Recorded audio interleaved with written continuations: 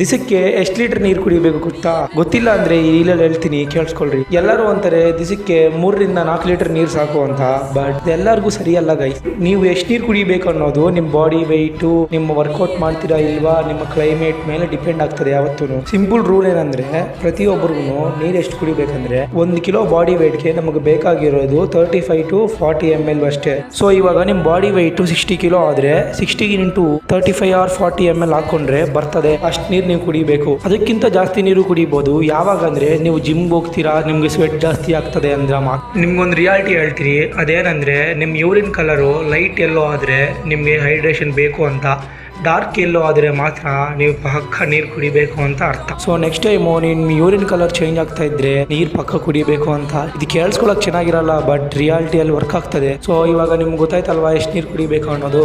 ಈ ರೀಲ್ ಇಷ್ಟ ಆದರೆ ಚಾನಲ್ನ ಫಾಲೋ ಮಾಡ್ಕೊಂಡು ಈ ರೀಲ್ನ ಸೇವ್ ಮಾಡ್ಕೊಂಡು ಇಟ್ಕೊಂಡಿರಿ. ನೆಕ್ಸ್ಟ್ ರೀಲಲ್ಲಿ ಕಾಣಿಸ್ತೀನಿ. ಈ ರೀಲ್ ಅರ್ಥ ಆಗಿಲ್ವಾ ಇನ್ನೊಂದ್ಸತಿ ಹೇಳ್ತೀನಿ, ಕೇಳಿಸ್ಕೊಂಡು.